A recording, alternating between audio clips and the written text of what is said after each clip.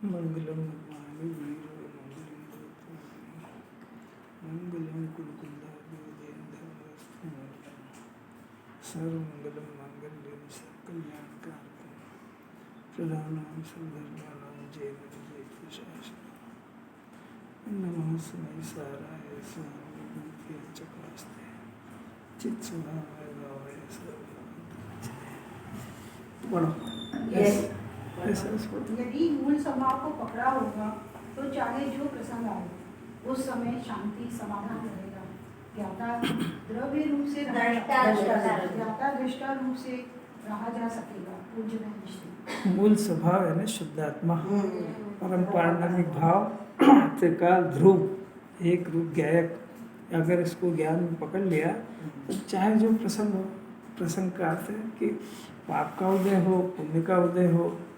मैंने पाप के उदय में तो भूलते ही पुण्य के उदय में भी भूल जाता है आत्मा को। तो पुण्य का भी उदय होगा और पाप का भी उदय होगा तो उसमें शांति और समाधान रहेगा।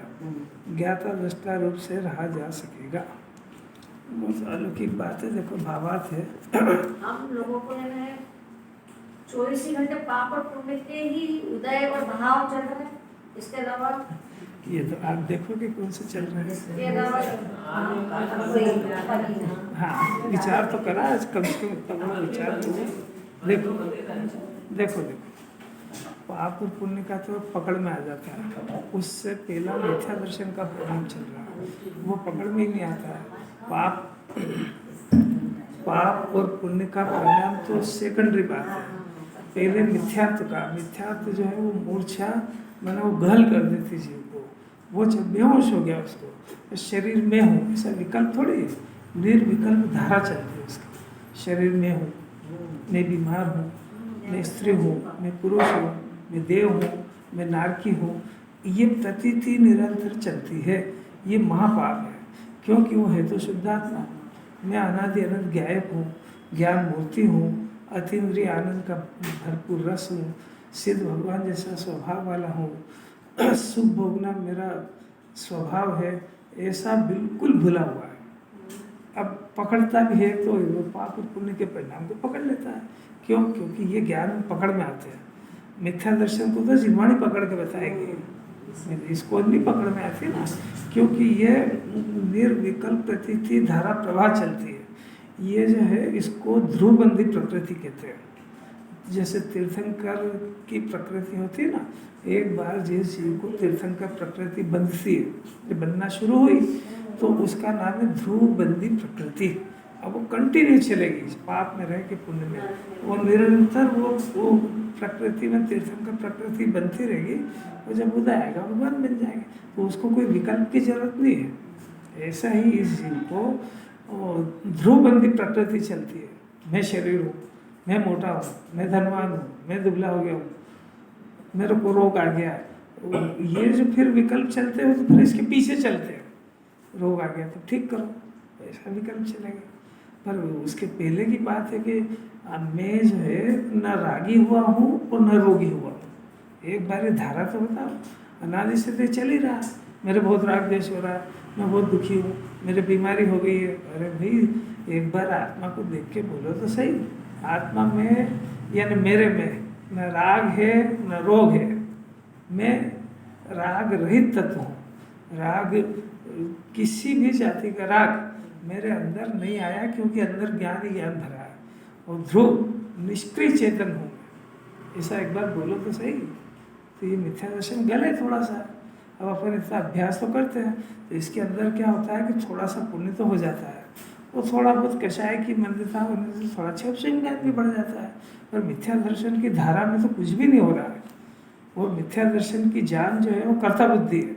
कर्ता बुद्धि बहुत बड़ा पाप है उसको समझ भी नहीं आता। चेन थोड़ी लेन देता। कर्ता बुद्धि का जो भूत है वो जो सांप काट लेता ना किसी को तो तड़फड़ा था बुरी तरह से। ऐसा कर्ता बुद्धि वाला तड़फ रहा 24 घंटे। अब वो तो बेचारा नहीं समझ पा रहा है। ये जिन्वाणी तो कर्ता बुद्धि के ऊपर प्रहार कर रही है। और कर्ता बुद्धि जब तक ये ज्ञाता स्वभाव को नहीं पकड़ पाएगा तब तक नहीं जाएगी। इसीलिए निरंतर अपने को मैं ज्ञाता हूँ करता नहीं। मैं अशरीरी सिद्ध भगवान जैसा हूँ शरीर वाला नहीं। मैं रोगी नहीं निरोगी तत्व हूँ। ये रोग जो होता है, अरे इतनी अलौकिक बात सुन के प्रसन्न हो जाए कि रोग कभी भी आत्मा में प्रविष्ट नहीं करता है, वो शरीर में ही आता है, उसकी मर्यादा ही शरीर तक है। आत्मा में कभी रोग आता ही नहीं है। और कभी एक बार ऐसा सोचना भी तो शुरू नहीं किया है। और गुरुदेव का शिष्य हो करके अगर ऐसा विचार भी शुरू नहीं हो तो कुछ मिला नहीं, मिला फायदा नहीं कुछ भी। ये तो अनादि से रो रहा है, मैं गरीब हो गया हूँ, मैं पैसा नहीं है, और आज बीमार हो गया और मैं रोग हो गया, और रोटी खाना और पानी आ गया, पानी आए तो परेशान, नहीं आए तो परेशान, गर्मी बढ़े तो परेशान है। ये तो पागल हो गया पूरा। कुछ भी जरूरत ही क्या है इसको। बहुत अलौकिक विचार शुरू होना बहुत बड़ी बात है। विचार प्रारंभ हुआ, ये जीव की स्टेप बढ़ने लग गया, ये अभी खोज कर लेगा अपने आप। ज्ञान अंदर ही अंदर खोज करता है। अगर ये प्रश्न छोड़ देना अंदर ही अंदर, तो ये नींद में भी काम करता है ज्ञान। ये नींद में काम करता है, उसको ये कोई समस्या लेकर के बैठे लौकिक भी, तो नींद में हल हो जाती है, वो अपने आप याद आ जाती है उसको। ऐसा अगर ये ज्ञान जो है जिनवाणी को सुन के कोटे में रख ले और उस अपने आत्मा को पहचानने की जिज्ञासा रख ले, तो नींद में ही सम्यक दर्शन हो जाए। नींद में मैंने सोते में नहीं होता है, वो तो जागता रहता है। जब विकल्प चल रहे हैं, जब विकल्प चल रहे हैं, तो विकल्प से भेद ज्ञान हो जाए। इसकी महत्ता आना चाहिए, सीधी बात। महत्ता कैसे कि अपना नुकसान लग गया हो, पूरे संपत्ति से लुट गई हो, या डॉक्टर ने कोई कह दिया हो कि भाई आपको तो कैंसर हो गया, अब वो रोग दिमाग में घुस गई हो बात, तो उसको नींद भी नहीं आएगी शायद। कैसा बेचैन हो जाता है।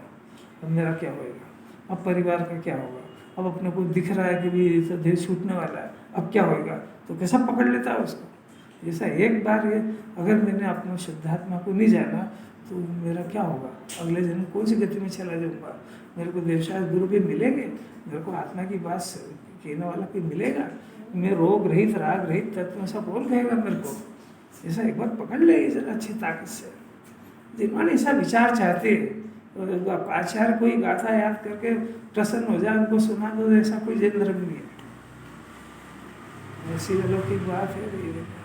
कितनी बढ़िया बात है, प्रश्न भी कितना सुंदर है। ये चलता है, विकल्प तो चल रहा है, ये विकल्प तो पकड़ में आ जाता है। इस विकल्प को जिन्हें परमात्मा ने 7 तत्व में आश्रय तत्व कहा। अब इसी के साथ में उसके पहले मिथ्या दर्शन चल रहा है, वो भी नहीं पकड़ पा रहा है, और इस विकल्प को जानने वाला ज्ञान चल रहा है, वो भी नहीं पकड़ पा रहा है। विकल्प को तो पकड़ लिया, पर वो विकल्प जो सिद्ध हो, विकल्प को पकड़ रहा है, तो वो विकल्प ज्ञान की सत्ता को सिद्ध कर रहा है। क्योंकि विकल्प को जानने वाला ज्ञान तो पहले है ना, तो वो ज्ञान, वो विकल्प ज्ञान स्वाभाविक आत्मा की सिद्धि कर रहा है, जड़ में थोड़ी होता है। अब ये तो गलती से उस विकल्प को पकड़ लिया, तो विकल्प को देखा करता है। और फिर दूसरी बात है कि विकल्प चल रहा है, तो वो विकल्प का विषय वो भी नहीं पकड़ पा रहा है। वो विकल्प का विषय अपना आत्मा को भूल करके शरीर है। वो विकल्प जो है वो शरीर को के अलावा के अन्य पदार्थ है जिसको इसने स्व जान लिया, वो भी नहीं पकड़ पा रहा है। देखो अब ये कितना गहन दशा उसकी चल रही है। इसी को तो मूर्छा कह रहे हैं। और ये परिग्रह है, इच्छा में घायल हो गया ना वो, इसके अंदर ऐसा डूब गया कि उसको कुछ संपट सूझ ही नहीं पड़ते कि मैं करूं क्या करूं। दुखी है तो घबराए हूँ, क्या करूं समझ ही नहीं पड़ती उसको, क्या करे। ये जिन्वानी सोच समझ पड़ने की जगह है। एक ही सिद्धांत है, देखो भावार्थ में दे रहे हैं, पूर्वबद्ध कर्म के उदय आने पर जो उपभोग सामग्री प्राप्त होती है, ये महाअकाट्य सिद्धांत है। चाहे ज्ञानी हो चाहे अज्ञानी, उसको जो सामग्री मिलती है वो उसके पूर्व में बंधे हुए कर्म के उदय से प्राप्त होती है। साफ लिखा है इसमें, ये नहीं लिखा है कि इस जीव को वर्तमान में पाप का परिणाम करे पुण्य का परिणाम करे तो मिलती है। देखो कहाँ लिखा है इसमें, ये लिखा है हर ज्ञानी हो कि अज्ञानी, नियम तो सबके लिए एक ही है। उसको जो सामग्री मिली है वो पूर्वबद्ध कर्म के उदय से मिली है। अब आपको पसंद आए या नहीं आए, अगर आपको पसंद नहीं आती है तो आप दुनिया में किससे शिकायत करोगे, तो कोई सुनने वाला नहीं है। अरे भगवान के पास जाओ, साहब मेरे को क्यों मिली, भैया भी तो तूने लगाया था बगीचा, तूने खुद ही ने कर्म बांधे हैं, तेरा खुद को उदय तो तेरे को झेलना पड़ेगा। तो तू पहले जब तेरे को सब, मेरे को उस समय कोई मिला नहीं, मेरे जिम्मानी तो अनंत बार मिली है। तेरे को किसने कहा था तू अभी भी है, तो तेरे को किसने कहा था कि तू अन्य संपत्ति वाले को या किसी अपने पास जिस चीज़ का अभाव है उसके पास सद्भाव होने पर देख के तू जल, ये किसने कहा था तुमको। अपने शरीर में बीमारी है। अब कोई स्वस्थ दिखे परिवार वाला तो जलता है उसको देख देख कर। अभी तेरे किसने कहा था? अभी जलेगा तो तेरे को सड़ा शरीर मिलेगा, अब तेरे शरीर मिलेगा तो तू चिल्लाएगा। पर अब ये जब जब कहा था, जब क्यों नहीं सुना तूने? नहीं आ रही कोई बात समझ। फिर दूसरी बात है, एक ही नियम अकाट्य। यदि आपको कोई अनुकूल सामग्री चाहिए तो आप पुण्य करो, रोका किसने यहाँ पे? आप स्वाध्याय करो, आप मंदिर में जाओ, पूजा विधान करो, भले ही मिथ्या दर्शन सहित ही करो, पर ये पाप करो ये किसने कहा? आपको ये भले ही अज्ञान दशा हो, पर आप तो कुछ पुण्य करोगे तो पुण्य का उदय आएगा। अब बगैर आप पुण्य का करे आप उदय साधा का चाहते हो तो नहीं आएगा कभी भी। ये तो अन्याय है, कभी होगा ही नहीं ऐसा। तो इतनी बात इस जीव को समझ में आ जाए और इसकी सोचने की बुद्धि बदल जाए। किसने कहा आपको कि आप गेयों को देख देख करके परिणाम बिगाड़ो? आप हरण भगवान को देख करके शांति उत्पन्न नहीं होती, कैसे करें ये क्यों नहीं सोचते हो? ये क्यों विचार क्या करें? उसको ऐसी डायरेक्शन नहीं मिली, ऐसा सत्समागम नहीं मिला। जब मिलता है तो डायरेक्शन दे रहे हैं, तब भी वो इधर उधर देखा करता है। अब बहुत सीरियस बात चल रही है परिणाम की। अगर इस जन्म के अंदर अपने शुद्धात्मा को पसंद नहीं कर पाया तो आत्मा शब्द सुनने को नहीं मिलेगा। ये तो महाभाग्य है अपने, जो 45 साल तक एक ही धुन सुनने को मिल गई, आत्मा भगवान है। अब आत्मा भगवान है तो बेचारा समझते ही नहीं कुछ भी, क्या है किसको कह रहे हैं। अब आत्मा में 6 द्रव्य में 7 तत्व के अंदर जीव तत्व को आत्मा कह रहे हैं, तो इसको भगवान कह रहे हैं। अब इसको बेचारा भेद ज्ञान नहीं होने से क्या कषाय सहित अपने को मानता है, तो कषाय सहित ही भगवान मान लेता है। अरे तो तेरे को समझना चाहिए उस बात को। नहीं आ रही कुछ भी, थोड़ी बहुत भी कर लेनी। एकदम अद्भुत और अपूर्व बात है, सब चिंतन ही अलग जात का है। पूर्वबद्ध कर्म के उदय आने पर उपभोग सामग्री प्राप्त होती है। किसको? ज्ञानी हो के अज्ञानी। नियम एक ही नियम, जो सामग्री मिली है वो अपने पूर्व के बंधे हुए कर्म है, उसका उदय उदय उदय यानी वो जो कर्म बंधते हैं वो कर्म कितने पीरियड के लिए बनते हैं, और उस पीरियड के बाद उनका फल आता है। फल आता है तो फल आता है तो उदय फिरने के लिए आता है, इसका नाम उदय है। यानी वो कर्म फिरने का जो काल पकता है उसको उदय कहते हैं। तो अब वो जो कर्म बंधा है तो खिरेगा कि नहीं? तो खिरेगा। खिरेगा मतलब वो फलेगा, फलेगा तो वो फल में उसको सामग्री मिलती है। अब दूसरी बात है कि वो टिकेगी कब तक? ये भी एक खतरनाक बात है कि उसके अंदर निरंतर उसका ये पुण्य का उदय आ गया, एक बात। अब ये टिकेगी कब तक? कि ये जो पुण्य जब तक है तब तक वो टिकेगी, और ये पुण्य निरंतर निर्जित होता जा रहा है। और जिस समय पुण्य का स्टॉक खत्म, वो सामग्री मिलना बंद हो जाएगी, छिड़ हो जाएगी। ये अनादि अनंत नियम है भाई। ज्ञानी तो इस बात को जान गया है, जान गया तभी तो ज्ञानी हुआ। अभी ये समझ जाए ये भी ज्ञानी हो जाएगा, इतनी बात है।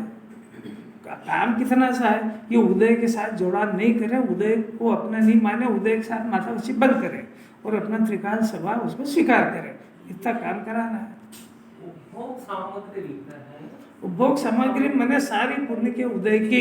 ये अपन कपड़े पहनते हैं ना, ये भी तो उपभोग है। रोटी खाते हैं, पानी पीते हैं, जो भी इच्छा भोगने की होती है उसको उपभोग सामग्री कहते हैं। और उसमें क्या बहुत सरल बात है। उपभोग सामग्री मैंने अपने पुण्य के उदय में मिली हुई सामग्री को भोगने का भाव, इसका नाम भोगने का भाव ही अपना परिणाम है, और उपभोग सामग्री वो है। अच्छा, वो सामग्री है, ये परिणाम जो इस परिणाम का नाम परिग्रह कह रहे जिनवानी। उपभोग सामग्री तो पुद्गल द्रव्य, उसको भोगता नहीं है जीव, इतना है, समझ नहीं पा रहा है, समझ जाएगा ज्ञानी हो जाएगा। हाँ सब हाँ ये भोग सामग्री है, और इसको भोगने का परिणाम ये उपभोग है। ये जीव का जो परिणाम, भोगने का जो परिणाम है ये जीव का परिग्रह है, और वो जो सामग्री है वो बहिरंग परिग्रह है, ये अंतरंग परिग्रह है उसका परिणाम। और ज्ञानी उसको कहते हैं कि भोग सामग्री की तो वांछा है ही नहीं, और ये जो विकल्प हो रहा है इसकी इच्छा नहीं है। इच्छा नहीं है मैंने मिथ्या दर्शन संबंधी इच्छा नहीं है, मैंने ये राग टिका रहे, इस राग इस सामग्री में मेरे को मजा आ रहा है, ये मिथ्या दर्शन खलास हो गया। इसलिए उसके सामग्री होते हुए भी उसकी निराशा होती है, ज्ञानी हो गया। मतलब सम्यक दृष्टि कोई उपभोग सामग्री मिलेगी, हमारा तो भोग सामग्री मिलेगी। आपको भी वही भोग जबरदस्ती खाएगा। किसी जिसको भी मिली है, हर जीव के पास संयोग है। कब तक? जब तक अरहंत बन जाए, अरहंत के भी संयोग है, सिद्ध नहीं हो जाए जब तक संयोग तो मिलेगी। अब वो ज्ञानी कब बनता है कि इस संयोग से भिन्न शुद्ध आत्मा को अपना मान ले, वो संज्ञानी हो जाता है। संयोग टिके रहेंगे, हाथ रहेंगे कब तक? कि जब तक सिद्ध नहीं हो जाएगा, जब तक रहेंगे। पर वो आज के बाद उसकी प्रतिज्ञा हो गई कि मेरा शुद्ध आत्मा मेरा है, जगत का कोई पदार्थ मेरा नहीं है। इसका नाम सम्यक दर्शन है। अब दूसरी इच्छा, ये परिग्रह, एक पहले नंबर का परिग्रह तो खलास हो गया, यही नहीं हो पाया अनादि से। अब दूसरे नंबर का परिग्रह कि वो जो भोग सामग्री मिली उसको भोगने का परिणाम, वो परिणाम, वो भी अंतरंग परिग्रह। अब ये परिणाम जाएगा, सारे परिग्रह खलास हो जाएगा। अब ये कब जाएगा कि जैसे जैसे वो आत्मा में लीन होगा वैसे वैसे ये परिग्रह भी चला जाएगा। जैसे जैसे अपने वास्तविक परिग्रह को पकड़ता है वैसे वैसे ये परिग्रह भी जाता रहता है। और इसकी पकड़ तो चली गई है, न वो सामग्री को चाहता है और न इस इच्छा को चाहता है। वो तो अनिच्छुक हो गया ना सबका। तो उसके मन में तो एक ही भावना बस गई है कि ये शुद्धोपयोग की जो धारा चलती है ये अनंत काल तक चलती रहे। तो ये शुद्धात्मा जो जिसके आश्रय से ये वितराग परिणति पैदा हुई है, ये अब मेरे से अनंत काल नहीं छूटे, मेरे ज्ञान में कभी विस्मृत नहीं हो जाए। बस ये उसको निरंतर भय रहता है। ये नहीं है भय में ना, ऐसा अद्भुत चेतन चिंतामणि मिला है, चिंतामणि कहते हैं उसको, भाई ये मिल गया है, अब ये छूट नहीं जाए, इसी ये छूट नहीं जाए, बस इसी का नाम मोक्ष में प्रवृत्ति होगी उसकी। अब इसको तो दशा दुर्दशा है, इसका कोई क्या, इसको ये बात धर्म के नाम पे सुनने को नहीं मिलती है। जिन्होंने क्या करी, अपने को क्या करना चाहिए। हाँ देखो, बहुत ऊंची बात है। देखो, पूर्वबद्ध कर्म का उदय आने पर जो उपभोग सामग्री प्राप्त होती है उसको, अब देखो क्या हुआ, अज्ञान में राग भाव से भोगा जाए। यानी अज्ञान में राग भाव, मैंने जो राग यानी उस भोग सामग्री को भोगने का जो परिणाम है उसका नाम राग है। वो उस राग में ज्ञान का अंश नहीं है, इसलिए उस राग का नाम अज्ञानमय परिणाम है। वो मिथ्या दर्शन वाला अज्ञान की बात नहीं है। मिथ्या दर्शन, मिथ्या ज्ञान, मिथ्या चारित्र वाला वो भी अज्ञान है, और यहाँ ज्ञानी की बात चल रही है, इसलिए वो मिथ्या दर्शन वाला मिथ्या ज्ञान यहाँ पे नहीं है। यहाँ तो ये राग का परिणाम, इसमें ज्ञान का अंश नहीं है, इसलिए इस राग के परिणाम को अज्ञानमय परिणाम कहते हैं।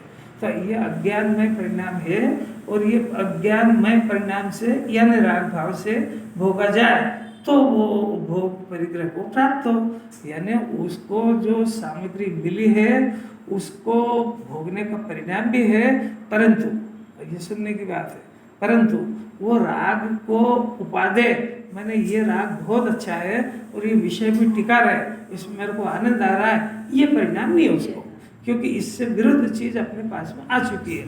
इस राग के अगेंस्ट में, इस राग की सामने वीतराग भाव आ रहा है, तो वीतराग भाव को पसंद हो रहा है, उसी की रुचि है, तो राग की अरुचि हो गई, वीतराग भाव की रुचि हो गई।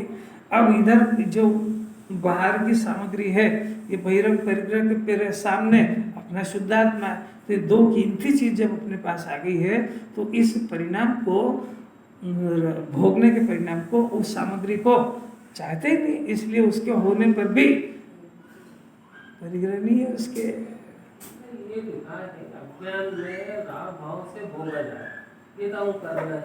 वो आप नहीं कर रहे हो,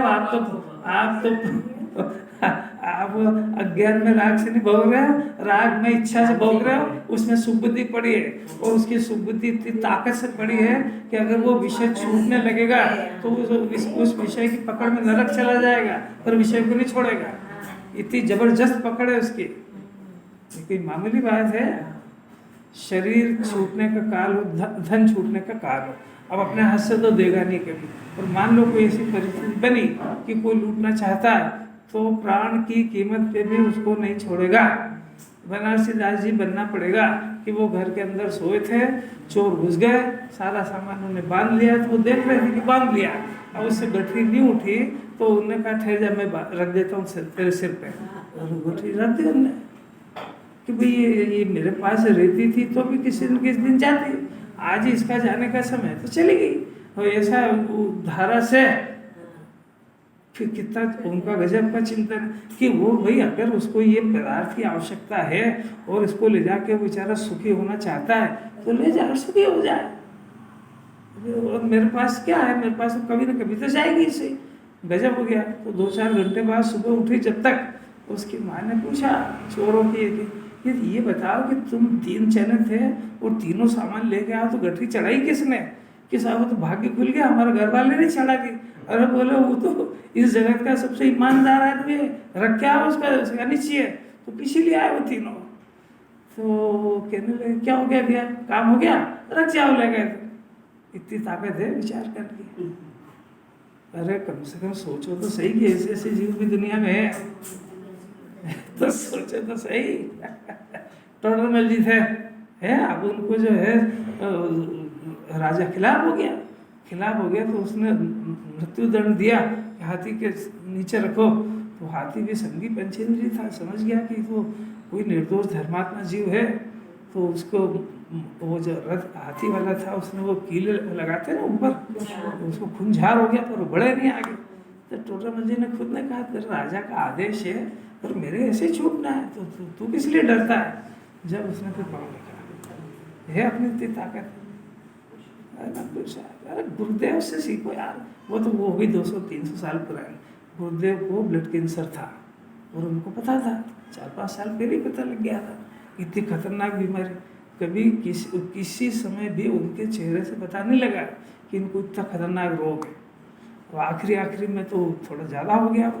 तो डॉक्टर की टीम वगैरह आई, तो जो अटेंडेंट थे उनको डॉक्टर ने बोला कि भी देखो धर्मात्मा जी और इनके बाद बहुत जने आते हैं तो इनको बैक्टीरिया वायरस हो सकते हैं, इम्यूनिटी थोड़ी कमज़ोर होगी, इसलिए इनके पास लोगों को मत आने दो, दूर से बात कर लो। अभी बात उन्होंने सुन ली। अब वो भोजन करते थे तो भोजन करने के समय में कई लोगों की भावना होती थी, कोई बाहर से आता था ये तो कोई अपने हाथ से दे दे, कुछ ऐसी रहती भावना धर्मी के पास जाने की। वो आना चाहते थे और अटेंडेंट लोग कहते थे बाहर जाओ। और उनको देख के बहुत अंदर में खेद होता था। तो उनको अपने प्रवचन भी कह दिया कि देह की छूटने के काल की जो स्थिति होगी उसको तुम मना करने से उसका दिल क्यों दुखाते हो? या कोई जिसकी आवाज़ निकल सकती है ऐसी? आप तो खुद ही नहीं आने दे। और वो कह रहे आने दो, शरीर का कहने बने ये तो छूटने के काल में छूटेगा, आगे पीछे नहीं छूटता। एक भी पर्याय आगे पीछे नहीं होती है। ये जिनेन्द्र परमात्मा का आर्ष वाक्य, ये पचे बगैर सम्यक दर्शन ज्ञान नहीं होता है। कम से कम अपने को इस जन्म में सुनने को मिल रही है ना, ये बहुत बड़ी बात है। और ये खुद परिणमन कर जाए, ये खाली सुनने के लिए और ज्ञान का स्टॉक इकट्ठा करने के लिए थोड़ी सुना रहे हैं। ये अपने परिणामों को संभालने की विधि सिखा रहे हैं, क्योंकि इसके साथ भी देह छूटने तक कौन सी घटना घट सकती है, इसके पास कोई परमानेंट गारंटी है क्या? शरीर में खतरनाक से खतरनाक रोग भी आ सकता है, कुछ भी हो ही सकता है ना। अनहोनी कबू नहीं हो सी, जो होएगा क्रमबद्ध होएगा। और उस समय में आत्मा में इससे कुछ नहीं होता है। मैं शरीर से अप्रभावित तत्व हूँ, मैं राग से अप्रभावित तत्व हूँ, मेरे को संवर निर्जरा मोक्ष की भी जल्दी नहीं है, उसको आत्मा कहते हैं। क्योंकि ये तो पर्याय है, अपने काल में हो जाएगी, मैं क्या करूँ उसको? मेरे पास सम्यक दर्शन की निर्मल पर्याय को रखने की जगह नहीं है, उसको आत्मा कहते हैं। मलिन पर्याय की तो क्या बात करें? बहुत अलौकिक बात है यार। ये सुनने पर भी इसको नहीं लगता हो मुझे तो इन बातों की खबर ही नहीं है। मेरे को कैसे मिल गई बातें सुनने को? अरे अनंत काल का पुण्य फल गया है इसलिए मिल गई। अरे ये मिल गई है खाली मनोरंजन के लिए नहीं मिली है। ये सब मौसम में आ गए, कितनी बड़ी बात है। मैं तो खुद ही ढीला हो गया। ये पहले बंद हो गया चलो, कितनी अपूर्व बात है। मेरा घर तो माँ बाप का अड्डा, वहाँ थोड़ी मन लगता, वहाँ चाहे तो नहीं लगेगा इसको, जगह ही ऐसी है। चारों ओर से बिल्कुल जैसे नरक में हाहाकार होता है वहाँ होता है। तो एक इधर चिल्ला, एक इधर चिल्ला, एक घंटी बजे, एक दूध बन गया, क्या क्या करे। अब दूसरा सिद्धांत, अज्ञान में राग भाव से भोगा जाए तो वो उपभोग परिग्रह को प्राप्त हो, पर उसको अज्ञान में, ज्ञानी को अज्ञान में भाव नहीं होता है, ज्ञान में भाव ही होता है। अज्ञान में भाव क्या कि मैं रागी हो गया हूँ, ज्ञान में भाव क्या कि मैं ज्ञान में हूँ। ऐसा अज्ञानी को अज्ञान में परिणाम होता है, ज्ञानी को ज्ञान में परिणाम होता है, ज्ञानी को अज्ञान में परिणाम नहीं होता है। इसलिए ज्ञानी को अपरिग्रही है, परिग्रह के होते हुए भी, क्योंकि परिग्रह का इच्छुक नहीं है। परंतु ज्ञानी के अज्ञान में राग नहीं होता है, राग होता है पर राग को टिकाने की इच्छा नहीं होती है। राग होता है ये अलग बात, उस राग को रोकना, उस राग की पूर्ति करना, ये दो ऑपरेशन ज्ञानी के हो चुके हैं। इसका नाम मिथ्या दर्शन है। इसको जैसे राग होता है तो राग होता है तो उसी के साथ में मिथ्यात्व भी चलता है, वो चलता है कि इस राग की पूर्ति करो। समझ आया? अज्ञान में राग भाव का क्या मतलब? ये कितनी बार तो समझा रहे हैं यार। अज्ञान में राग भाव का अर्थ है राग होता है पर राग में ज्ञान का अंश नहीं होता है। इसका नाम अज्ञान में, ये राग का परिणाम जीव को होता है। दो धारा चलती है निरंतर, एक ज्ञान की और एक राग की। हारमोनियम देखा किसी ने? हारमोनियम बजाते ना, यहाँ होंगे भी सही कोई जानकार है ना। तो वो हारमोनियम जब बजाते हैं तो उसमें एक तो गाने वाला गाता है और एक वैसी की वैसी आवाज़ हारमोनियम भी देता है उसी धुन में। अगर आप गाने वाला नहीं भी हो तो हारमोनियम के जो धुन बज रही है उससे पहचान जाएगा कि कौन सा गाना है।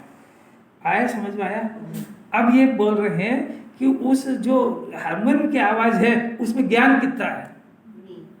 बस वो ऐसे ही है, ज्ञानी के साथ में जो राग की धारा है वो ज्ञान की धारा के साथ साथ राग की चलती है, पर वो राग की धारा में ज्ञान नहीं होता कुछ भी, वो चलती वैसी है। दोनों अलग अलग है। एक तो जो गाने वाला है उसकी पर्याय और एक हारमोनियम की पर्याय। हारमोनियम जड़ है और ये चेतन है। इस वो जो धारा है उसको अज्ञान में परिणाम है, क्योंकि उसमें ज्ञान नहीं है। अरे ये अगर अज्ञान में ये राग धारा खत्म हो जाए तो भगवान नहीं बन जाए। पहले क्या था कि पहले ऐसा था कि जो राग उत्पन्न होता है तो ज्ञान अपनी सारी वीर की सारी शक्ति इस राग की पूर्ति के प्रयत्न में लगती थी। तो ज्ञान के पास तो एक ही काम था, वो या तो अपने शुद्धात्मा को जाने उसकी आराधना करे, वो या राग की पूर्ति के प्रयत्न करे। तो अनादिकाल से ये कर रहा था। अब ये कभी इसने सोचा ही नहीं कि इसमें सक्सेस कितना हुआ। आप अपने अभी तक के जीवन का जब से ज्ञान संभाला है तो आप ये बता दो कि आपके कौन कौन से राग की पूर्णतया संतुष्टि हो गई कि आपको इच्छा नहीं होती हो। अभी ये प्रश्न ही नहीं दिया किसी ने, तो ये बेचारा आज तक अंधा होकर फिर जो राग होगा उसकी पूर्ति में लग रहा है और उसका कोई अंत है ही नहीं। ज्ञानी होते से हुआ क्या? राग होता, राग रह गया, पर उसकी इच्छा हो पूर्ति करने की इच्छा खलास हो गई। अब पूर्ति करने की तो बात दूर, इस राग, ये जो राग का परिणाम हुआ ये भी फूटी आंख नहीं सुहाता है, उसको ज्ञानी कहते हैं। ज्ञान को पसंद करेगा, राग को पसंद करेगा। अभी अज्ञानी तो जो राग उत्पन्न हुआ उसकी पूर्ति के प्रयत्न में अपने पूरा जिंदगी अनंत काल झोंक देता है। वो उसकी पूर्ति का नाम ही कर्ता बुद्धि है, जो वहाँ झेर फैलाती है इसके अंदर। अब बेचारा समझ ही नहीं पाता है कि राग की पूर्ति केवली के हो जाती तो रागी रहते हैं। केवल ज्ञानी परमात्मा ने राग का अभाव इसीलिए किया कि खूब माथा लगा लिया, राग से कुछ होता तो ही नहीं, तो राग को अनंत काल के लिए छोड़ दिया। इसका नाम वितराग दशा। राग का जिन्होंने अभाव कर दिया उनको वितरागी कहते हैं। प्रश्न ये कि काय को करा आपने, कि निरर्थक परिणाम है। निरर्थक ये है कि इसने आज तक अपने विषय को छुआ ही नहीं है, ये वहाँ तक पहुँच ही नहीं पाया है। कहाँ तक? जिस विषय के पीछे राग हुआ तो वहाँ तक तो पहुँच नहीं पाया, और न पहुँच पाएगा तो वहाँ काम तो कभी हो सकता ही नहीं। अब इधर इसने हो फिर क्या करा कि इसने सिर्फ आत्मा का घात करा, मैंने इस आत्मा को भी चैन से नहीं बैठने दिया। ऐसे दुष्ट परिणाम को कौन पालेगा? अज्ञानी पालता है।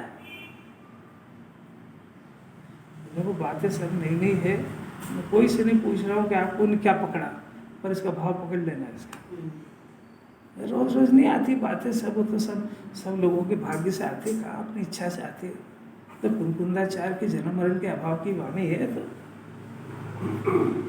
जो मोक्ष मार्ग में तेजी से दौड़ रहे, जो मोक्ष की तलेटी पे पहुंच गए, उन मुनिराजों के जन्म मरण का अभाव करने वाले वचन हैं तो और किसी को थोड़ी मिलते हैं। ये वितराग वाणी है। दुनिया के अंदर ये खुद भी भगवान के पास जाता है, जैनी के अन्य के पास, तो उस राग की पूर्ति की आशीर्वाद मांगता है। और जैनी उसको कहते हैं भगवान के पास जाकर के मांगता है कि हे प्रभु ये राग मेरे को होना ही नहीं। ये कौन सा धंधा है? राग उत्पन्न करो फिर उसके पूर्ति के लिए आपका आशीर्वाद लेने हो, और उसमें सुख हो ही नहीं। ये तो हो गया, बहुत हो गया है। तो इतनी एक बार आवाज़ तो निकालो। जब देखो जब भिखारी की तरह वहाँ जाके मांगता है कुछ न कुछ, अरे परिपूर्ण आत्मा है, उसमें किसी चीज़ की जरूरत नहीं है। उसमें ये राग करने की भी अवकाश नहीं है उसमें। एक बार ऐसा जो धड़ाके से बोलो तो सही, तो मिथ्या तो जाए। अरे धड़ाके से बोलता नहीं तो मिथ्या तो पला करता है अंदर, और डर डर के बोलता है। डर डरने से मिथ्या तो थोड़ी जाता है। तब खतरनाक है। दर्शन मोहिनी कर, ये भगवान की पूजा पाठ से डरता नहीं है परिणाम। मैं यही समझ ये तो आत्मा के नाम लेने से डरता है। मैं ज्ञाता हूँ, करता बुद्धि कांपने लगी। कोई इस विश्व के अंदर मेरा नहीं, इसलिए मेरे को विकल्प की जरूरत ही नहीं। कोई मेरा हो तो विकल्प करूँ, मेरा है ही नहीं तो मैं क्या करूँ उसे विकल्प करके। तो थोड़ा डरे भी सही है। मेरी चीज का मेरे को विकल्प नहीं होगा, है? मेरी चीज का मुझको विकल्प नहीं होगा। आत्मा का विकल्प थोड़ी होता है। आत्मा तो विकल्प रहित तत्व है। आत्मा विकल्प रहित होने से उसमें ज्ञान ही ज्ञान भरा है। तो ज्ञान से आत्मा का परिचय होता है, विकल्प से आत्मा का परिचय नहीं होता है। कि जो चीज उसमें है ही नहीं उससे उसका परिचय प्राप्त नहीं होता है, बल्कि वो चीज तो उसके बाहर है। वो ज्ञान आत्मा का स्वभाव है। तो आत्मा ज्ञान से जानने में आता है, विकल्पों से जानने में नहीं आता है। और ये विकल्प उत्पन्न भी कब होता है? कि जब ये जीव आत्मा का आश्रय छोड़ता है तो होता है। तो जो चीज आत्मा का आश्रय छोड़ने पर होती है वो चीज आत्मा को प्राप्त कैसे कराएगी? बहुत, क्योंकि ये जीव जिनवाणी पढ़ के भी आत्मा का राग करके आत्मा को चाहता है। भाई जी उसमें वो चीज नहीं है तो उससे थोड़ी प्राप्त होगी। वो चीज समझ में नहीं आ रही कि आत्मा का राग करके करें तो वो भी विकल्प है। हाँ तो विकल्प तो है ही। पर अब ये जो विकल्प है, ये विकल्प दो तरह के होते हैं, एक ज्ञानात्मक विकल्प और एक चारित्र के विकल्प। तो ज्ञानात्मक विकल्प ज्ञानी को बहुत होते हैं, और रागात्मक विकल्प अलग है। रागात्मक मैंने उसकी इच्छा की पूर्ति और इच्छा वाले प्रयत्न, जिसमें परद्रव्य की डिमांड है। और ये जो आत्मा के गुण भेदों का विकल्प करते हैं, ये ज्ञानात्मक विकल्प है। उस वस्तु को भेद करके खंड खंड जानना, ये ज्ञानात्मक विकल्प है। इससे बंधन नहीं होता है, तो जीव का स्वभाव है। ज्ञान सविकल्प आत्मा ज्ञान सविकल्प है वो ज्ञान का लक्षण। और यहाँ जो इसको जो जिससे भेद ज्ञान करा रहे हैं वो चारित्र के विकल्प से करा रहे हैं। वो चारित्र का विकल्प वो जो इच्छा वाला विकल्प है वो चारित्र गुण की विपरीत पर्याय है। और ज्ञान जो भेद कर करके जानता है, ये ज्ञान का ज्ञानात्मक विकल्प है। ये तो जिनवाणी बहुत कराना चाहती है। जब ये ज्ञानात्मक विकल्प करेगा, यानी ज्ञान से वस्तु को यानी आत्मा को भेद कर करके जानेगा, तो ये भी यद्यपि विकल्प है, पर इस विकल्प के अंदर वो चारित्रिक विकल्प शांत हो जाएंगे सब। अभी ये समझना तो पड़ेगा इसको। ज्ञानात्मक विकल्प तो मुनिराज जब बनते हैं 8वें गुण स्थान में, 10वें 11वें गुण स्थान में जब श्रेणी मानते हैं तो पृथकत्व विचार, एकत्व विचार, ये विचार चलते हैं। तो ज्ञान में वो तो सब बहुत होते हैं अंदर ही अंदर।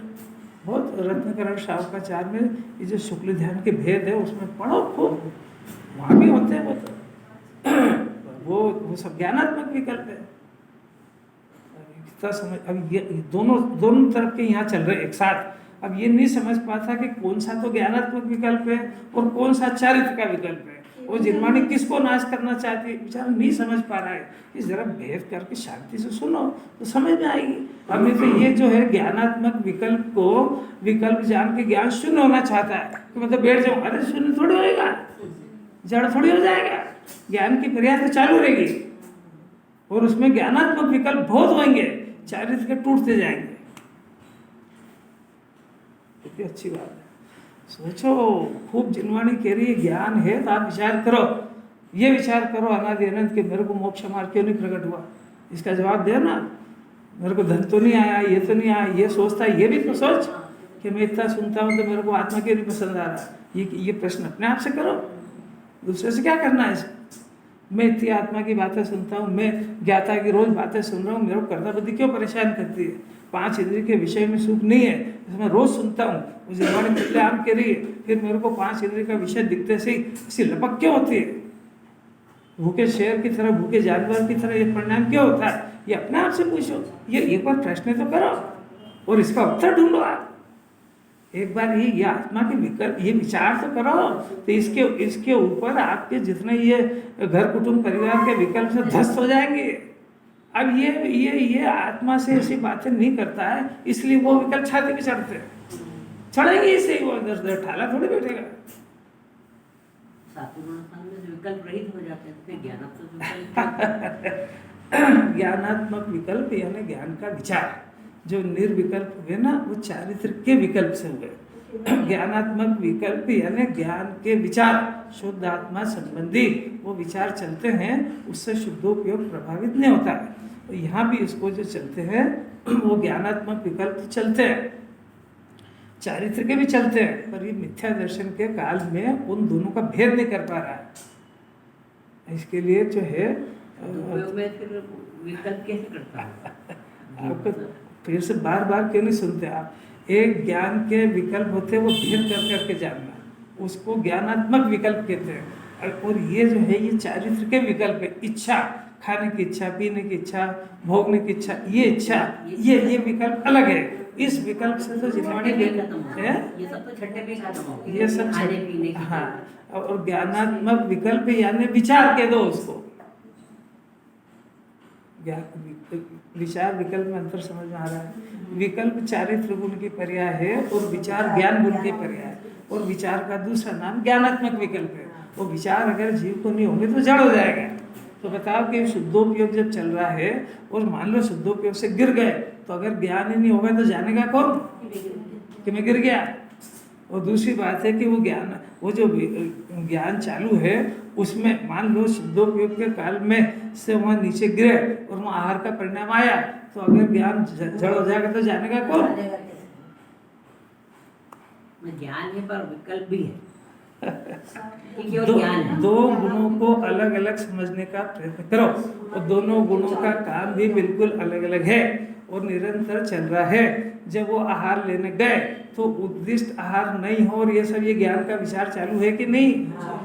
देखो आहार की इच्छा हुई एक अलग बात है, और वहाँ पे कैसा लेना, मेरी मर्यादा 28 मूल गुण पल रहा है कि नहीं, आहार उद्देश्य, ये ज्ञान का विचार चल रहा है कि नहीं। तो ये विचार चल रहा है, इस विचार का नाम ज्ञानात्मक विकल्प है। छठे की तो कोई बात ही नहीं कर। अरे सातवें की कर रहे हैं, सातवें में भी आहार का छठे में हो गए। आपको समझाने के लिए 2 धारा बताई कि वहाँ 2 धारा अलग अलग चल रही कि नहीं। अब ऐसी की ऐसी शुद्धोपयोग के काल में जब श्रेणी मानते हैं, आप रत्नकरण शावकाचार में शुक्ल ध्यान के 4 भेद और 4 पाए हैं, उसमें पढ़ के देखना, पढ़ा ना उसमें क्या है ना। तो फिर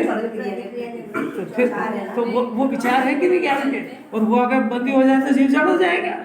तो वो विचार है। और शुक्ल ध्यान के 4 भेद, तो ज्ञान क्या कर रहा है। हाँ, तो वो शुक्ल ध्यान के 4 भेद है, तो ज्ञान का काम बता रहे हैं कि वहाँ वैसे ऐसे विचार चल रहे हैं। आप पढ़ना ना, आज पढ़ना, उसमें क्या है। अपन सूत्र में भी है, सब जगह है। अब इसको तो एक ऐसा है कि मैं समय सार के अलावा कुछ पढ़ूंगा ही नहीं। अरे भाई सब जिनवाणी सारी द्वादशाएंगे पूरी, आज पढ़ के देखना। उसमें ज्ञानात्मक विकल्प है अलग है, चारित्र के अलग है। ये ज्ञान दर्शन, ये ज्ञान दर्शन है, ये जीव का लक्षण है। तो इसमें ज्ञान और दर्शन मैंने जानने और देखने की पर्याय। अब दूसरा दर्शन का अर्थ श्रद्धा करना होता है। तो जो जिन्हें भगवान के दर्शन करो, उसका अर्थ है कि जिन्हें परमात्मा की श्रद्धा करो, उसका नाम दर्शन है। वो देखने का नाम दर्शन नहीं है। तो ये ऐसा समझता है तो पूरी जिंदगी दर्शन कर यार, हाँ देख ये ऐसा रहा है भगवान। अरे तू जो देखने गया था ना, ये तो तू घर पे आँख बंद करता तो दिख जाते तेरे को। नहीं है, नहीं यही बात समझेंगे। जो तुम दर्शन करना जिसको तुम कहते हो, अपन कहते हैं क्या भाई दर्शन करे बगैर मैं तो रोटी नहीं खाऊंगा, बहुत अच्छी बात। अब क्या करेगा, ये हो गए दर्शन है, वो ट्रेन में से हो गए दर्शन। ये तो जानना और देखने की पर्याय वाला है, और इसको दर्शन नहीं कहते हैं। ये तो तुम अभी आंख मीच के देखो तो अभी बम्बई के दर्शन हो जाएंगे, तो ज्ञान में तो दर्शन हो जाते हैं। इसको किसने कहा दर्शन? तेरे को वहां जाके पाँव भी तोड़ने की जरूरत क्या है, तो यही कर लेता। इसको नहीं कह रहे जिनवानी, वहाँ देख करके आप उनके पास थोड़ी देर खड़े रहो और फिर उनके केवल ज्ञान का विचार करो, उनके अनुगुण का विचार करो और फिर उसकी श्रद्धा करो। तो ये श्रद्धा करो और मैंने उनके जैसा अपने आत्मा को मानो, इसका नाम जिन दर्शन है। जिन्हें भगवान की श्रद्धा करने का नाम जिन दर्शन है। अब ये पूरी जिंदगी नहीं समझ पाता है कि जिन दर्शन का अर्थ क्या होता है, तो देखने को जिन दर्शन समझता है, तो तूने इतनी मेहनत काहे को करी, तो घर ही कर लेता। वहां जा करके अब तेरा मन घर नहीं लगेगा, तो वहां जिसके सामने खड़ा है उनको वो कैसी है प्रतिमा, कैसा शांत उपयोग है, कैसे परमात्मा बने, जरा उनके पास ना भगवान की प्रतिमा है तो एकदम दर्शन करते से उनका पूरा कैरेक्टर ख्याल में आना चाहिए ना, कि वही पार्श्वनाथ थे जो कमट के वजह से उधर चले गए थे, हाथी बन गए थे, और इन्होंने कैसे आत्मा का ध्यान करके और ये दशा प्रकट करी। इतना विचार करेगा तब इसके अंदर से एक बार ही परिणाम हो सकता है, हो मेरी ऐसी दशा। अब वो इतना हो ही नहीं तो क्या दशा क्या करेगा वहाँ? वरना नमोकार मंत्र सुनाते सुनाते किसको ये परिणाम होगा कि हो मेरी ऐसी दशा जैसे तुमने धारी है। सुनाता रहे जिंदगी भर, दशा तो तेरे को यही पसंद है कि मैं मर नहीं जाऊँ और मेरे खाने में कमी नहीं हो जाए, मेरे कोई रोग नहीं हो जाए, इसके अलावा सरकते ही नहीं ज्ञान। अरे अलौकिक बात है, देखो अपना पुण्य का कोई स्टॉक बाकी रह गया था, जितनी अद्भुत और अपूर्व बातें सुनने को मिल गई। टाइम भी हो गया।